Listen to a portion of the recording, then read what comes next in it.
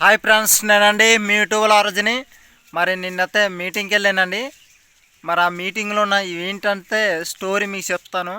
ఆ మీటింగ్లోన మన గిరిజనుల కోసం నేను ఎప్పటి నుండో ఇన్స్టాలోన యూట్యూబ్లోన నేను ఒకటే పోరాటం చేస్తున్నాను. మాకు ఈ పెద్దమల్లాపురం మండలం కేంద్రం కింద కావాలని, అలాగే రంపచోడవరం మనకి జిల్లా రంపచోడవరం జిల్లా కింద కావాలని నేను ఎప్పటి నుండో పోరాటం అయితే చేస్తున్నానండి. మీకు ఆ వీడియోలు అనేది పెడతానండి, చూడండి.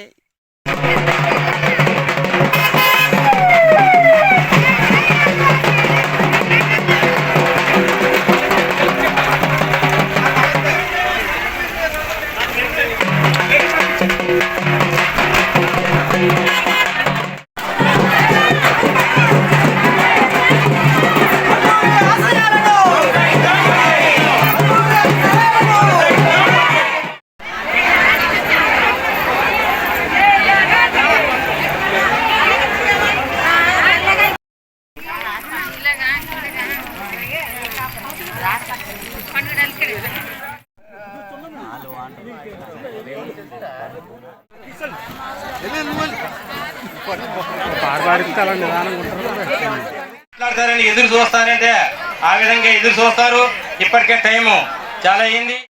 ఉన్న అన్ని గిరిజన గ్రామాలని ఐక్యవేదికగా పెట్టాం కనుక నేనైతే సుమారు తుని మండలంలో ఉన్న కోటనందరి మండలంలో ఉన్న అన్ని గిరిజన గ్రామాల నుంచి కూడా రిప్రజెంటేషన్ ఇవ్వడానికి వచ్చారండి. వాళ్ళందరినీ పిలిపించాను. అయితే పెద్దలంతా ఇక్కడ ఉన్నారు కాబట్టి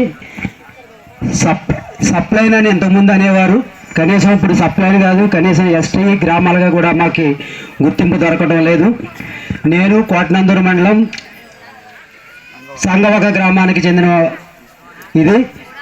నాకు అక్కడున్న గిరిజనులందరితో వర్క్ చేస్తూ ఉన్నానండి. ఇక్కడ పెద్ద సమస్య ఏమైందంటే, చిన్న ఉదాహరణ చెప్తాను సార్. గతంలో జాబులు వచ్చినప్పుడు ఈరే రామరాజు అనే ఒక అబ్బాయి పరీక్ష రాశాడు, పాస్ అయ్యాడు. పాస్ అయిన తర్వాత ఓకే అయిపోయింది. కలెక్టర్ గారు దగ్గరికి వెళ్ళిన తర్వాత కలెక్టర్ ఆఫీసులో ఏమన్నారంటే, మీది షెడ్యూల్ ఏరియా కాదు, మీరు లోకల్ సర్టిఫికేట్ కావాలన్నప్పుడు ఉద్యోగం అయిపోయిందండి. ఎందుకంటే ఆవాల అయితే 7 మండలాలు ఉన్నాయో అయ్యే ఎస్టీ గుర్తింపుతో ఉండేవి. కాబట్టి మేము ఎప్పుడూ కూడా చదువుతున్నాం తప్ప ఖాళీగా ఉండిపోతున్నారు మా పిల్లలంతా. అలాగే షెడ్యూల్ ఏరియాలో ఏ రాయితీలు కూడా ఇక్కడ వచ్చినవి, మా లోన్ ఏజెన్సీలో వచ్చినవి కానీ ఇక్కడ వచ్చినవి కూడా కనీసం మాకు రావట్లేదు. కనుక పెద్దలు వచ్చి ఉన్నారు కనుక దీన్ని ముఖ్యంగా నోట్ చేసుకోవాల్సిన కోరుతున్నాం. తుని మండలంలో ఈ లచ్చిరెడ్డిపాలెం, నామగిరి, నరేంద్రపట్నం, వెంకటనగరం, వెంకటాపురం, అలాగే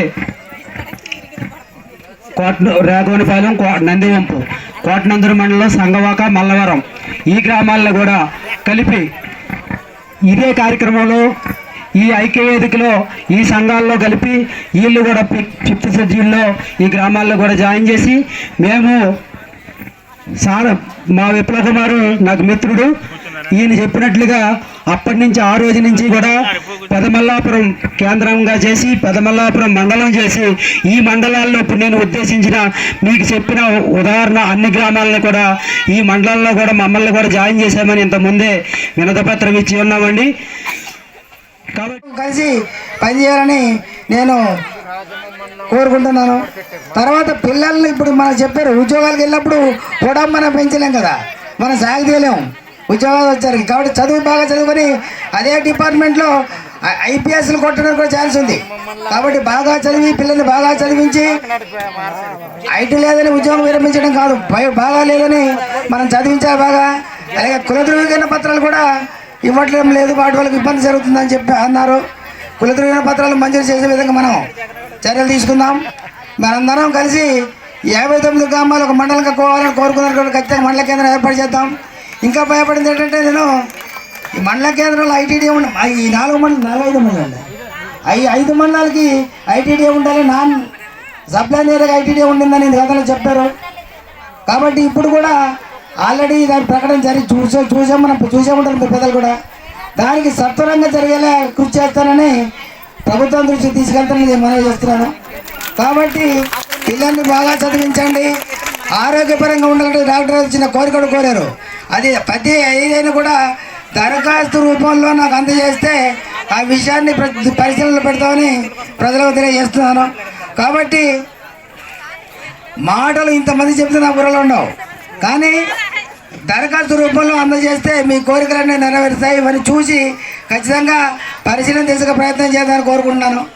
ఈ పాఠశాలకు బదులుగా మనకు కాలేజీ కావాలన్న కాలేజీలు కూడా